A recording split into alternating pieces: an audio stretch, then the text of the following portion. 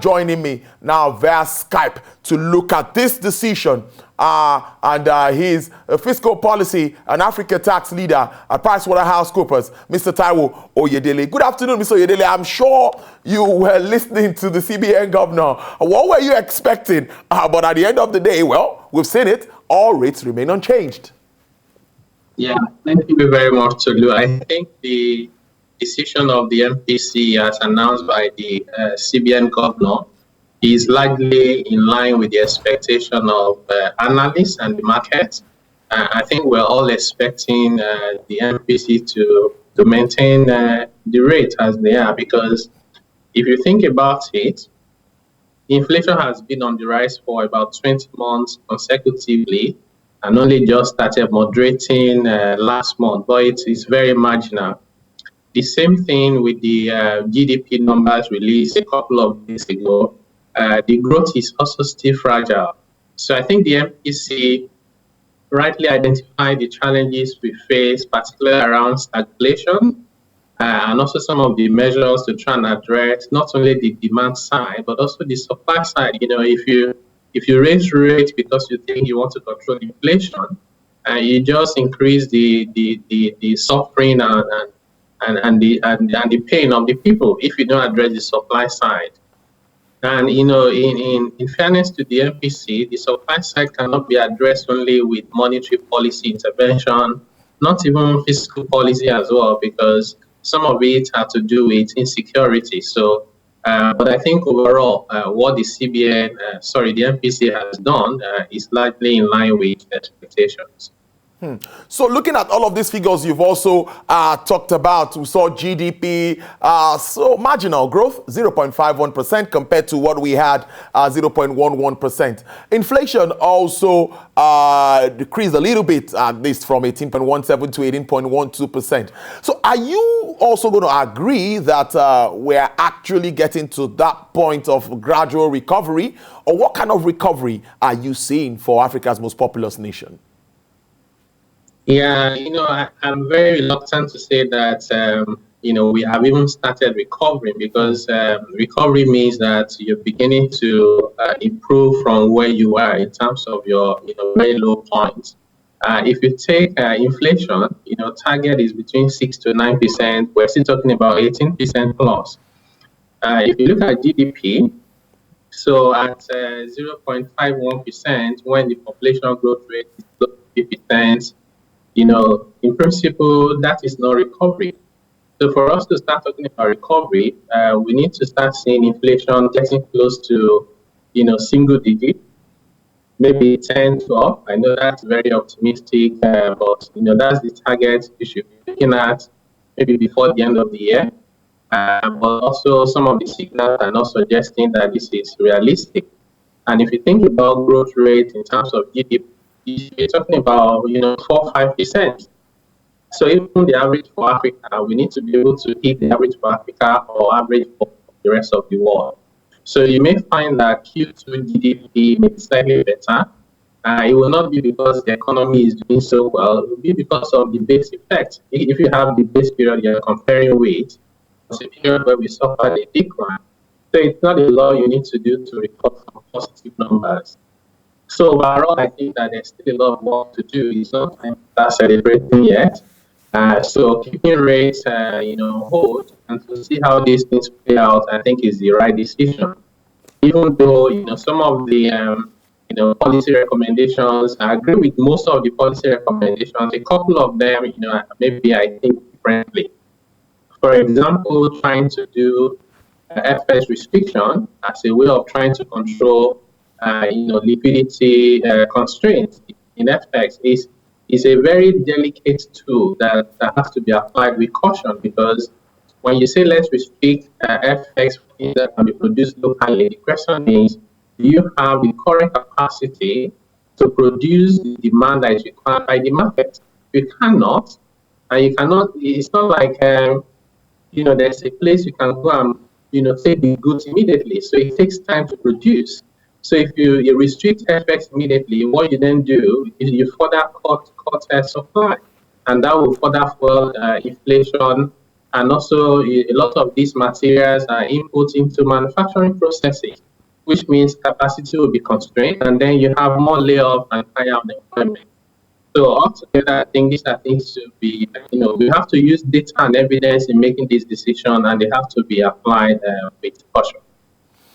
Now, I also like us to talk around interventions by the central bank. We had billions of nairas being reeled out by the CBN governor. We've had interventions in agri and the pharmaceutical space and the creative industry at the moment, trying to build up that sector because of the opportunities therein. Now, how well would you say this has impacted the generality of Nigerians? Some say it's like just a drop of water, like the effects not being seen. I don't know if you also think along that line. How well are we feeling the impact of all of these interventions? Yeah, yes, I would say, assuming the CBN had not done any interventions at all, would the economy be exactly where it is? I would say no. So in other words, the interventions by the CBN has helped the economy to some extent. But I also do agree that in terms of scale and impact, it's not anywhere near enough what we should be talking about. We see many countries, even on the African continent, like South Africa, where these interventions run into double-digit percentage of GDP, like 10, 15, 20% of GDP. All the interventions we've done is probably just not even up to 2% of GDP. So in terms of impact, it cannot give us the result that we want. And I would probably even add that government does not have the fiscal space and the capacity to be able to do more than they're doing now in terms of intervention and palliatives. So which means the biggest impact that government can actually make now is around policies. So if you can look at policies to make them investor friendly, to restore investors' confidence, so that we can start attracting foreign direct investment, FDI, and diaspora remittances. And I see the point around, diaspora bond, for example, to try and leverage that for infrastructure and let it be self-financing. So you have all of those, but you also need to enable businesses, small businesses, large businesses, multinational businesses. Some of it is to try and harmonize regulation. Some of it is to try and just look for, a more attractive way to manage investment environment and the business environment generally. In terms of any foreign exchange, for example, I think Nigeria needs to start looking very critically at the area of services and intellectual property. It's not only by exporting good or tangible product that you can earn foreign exchange. Many countries around the world today earn more foreign exchange from intangibles than services than from, production of tangible items.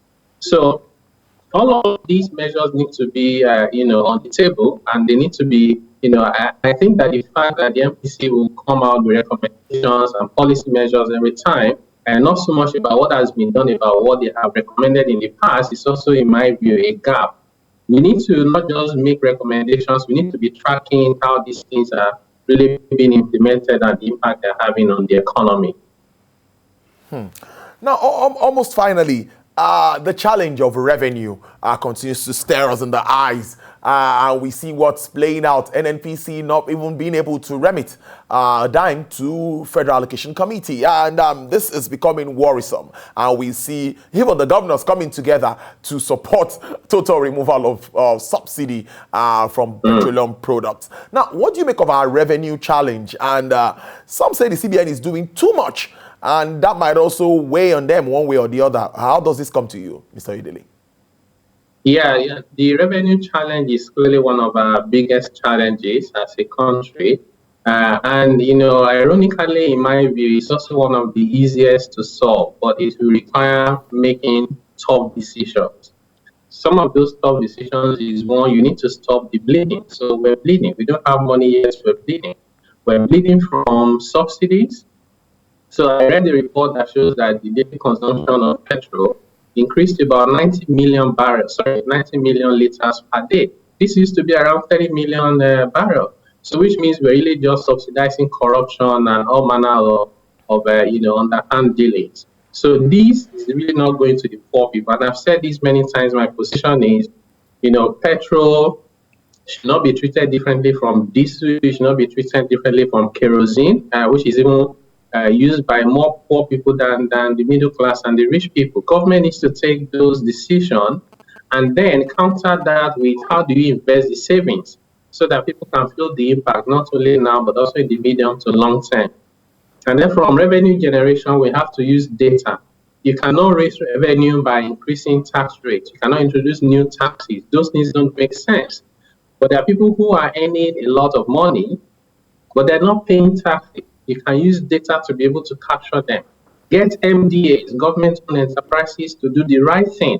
I just find it extremely, unbelievable that in Nigeria, government agencies will generate revenue and have surpluses, and they will not remit, and then nothing will happen. People should start getting fired for those kind of behaviors. Altogether, our problems are complex, but I think the solutions don't have to be as complex. And if we are deliberate and we're focused and we do it consistently, I think we'll be out of the wood, sooner rather than later. So I touched on growth the other time, and I agree with you that it's reluctant. I also feel reluctant to say we are heading out of getting out of the woods, because when you see the figures, they are really not very impressive. But let's project with all that we have on ground. What are we expecting? Then how soon?